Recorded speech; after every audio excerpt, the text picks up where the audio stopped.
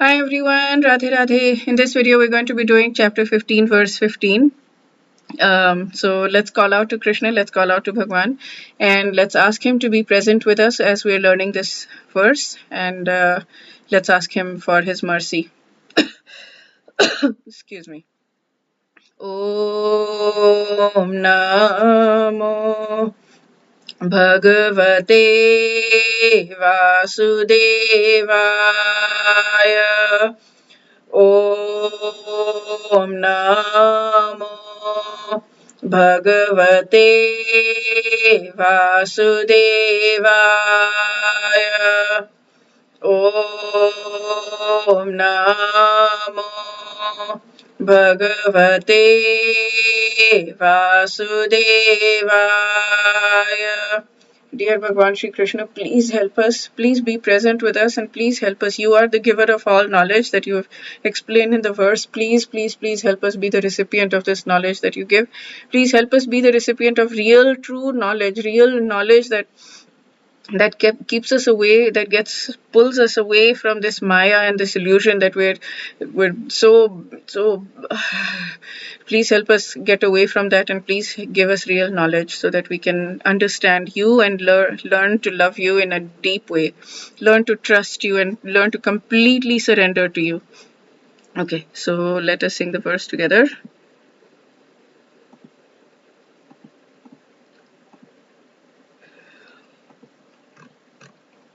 This is in the longer meter. Sarvasya chaham hridi sanniveshto mattah sprittirjnanamohanam cha vedaishcha sarvairahameva vedyo vedanta kridve vedeva chaham. I am seated in everyone's heart as Paramatma, and from me comes remembrance, knowledge, and forgetfulness. So I have a huge problem of forgetting things.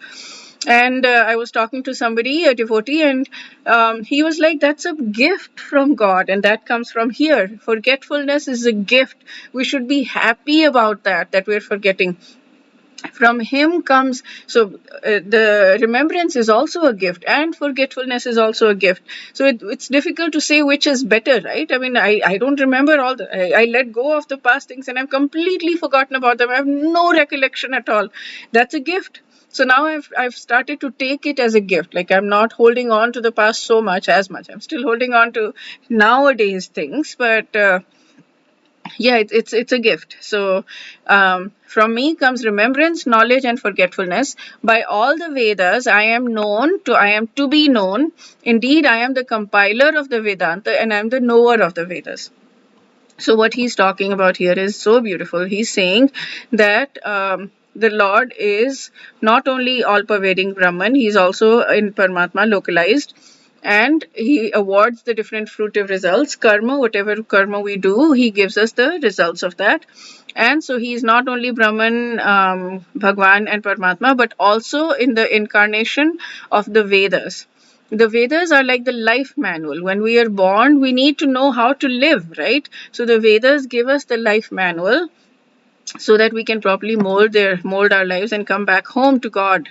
And Krishna's incarnation is Vyasadev, and the commentary of the Srimad Bhagavatam is the real understanding of the Vedanta Sutras. Okay.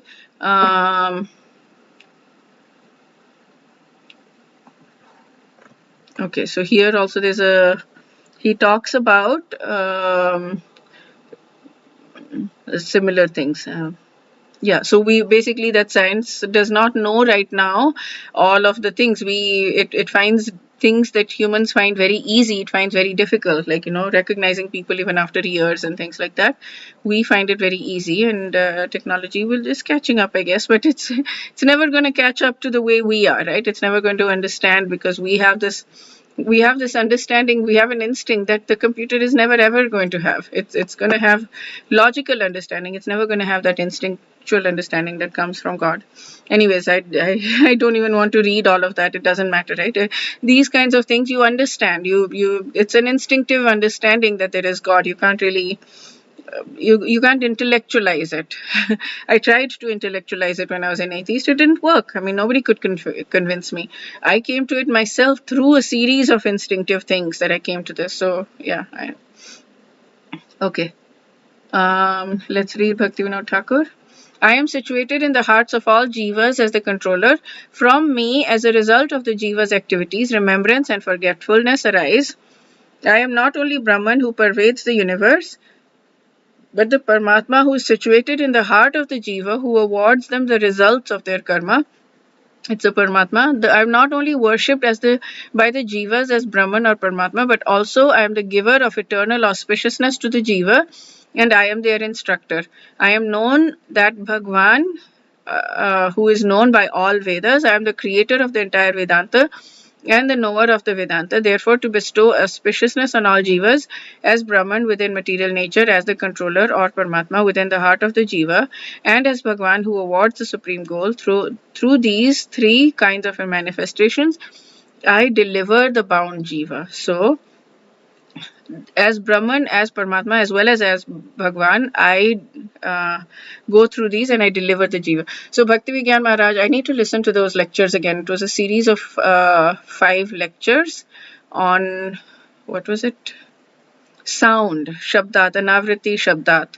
So it was very nice. It was very, very good. And he was talking about this stuff. He was talking about chapter 15 mainly, and he was saying the Vedas can be used to either deliver us or it can be used to bind us, because we can do karma kand and fruitive activities and that will bind us, or it can be used to deliver us. And similarly, anything pretty much can be used to either deliver us or bind us, so it depends on how we use it. So we can use the Vedas to deliver us instead of binding us. Okay, so that's it for this video. Wish you a day filled with lots and lots of spiritual growth and lots of an intense desire to love Bhagwan Shri Krishna. And I hope you're listening to a lot of lecturers and a lot of good people who are inspiring you to go on this path of Krishna consciousness. Be careful who you associate with. Associate with people who inspire you to make progress on this path, because that is the real path. That is the path that will take you to eternal bliss and eternal joy, as opposed to this path of material happiness, which we can chase and chase and chase and chase and chase and chase and chase and chase and chase till doomsday, till not even doomsday, for eternity. And we'll get some scraps of happiness for one moment and we'll be like, yay, now things are good. And then, the next moment is sad. We don't have to live a life like that where we're just always worried about the next miserable phase of our life. I mean, we can find a spot in eternity, a spot of Krishna prem where we are eternally joyful and nothing else matters. We're just so thrilled. Oh my goodness. Okay, wish you all of that. Radhe Radhe.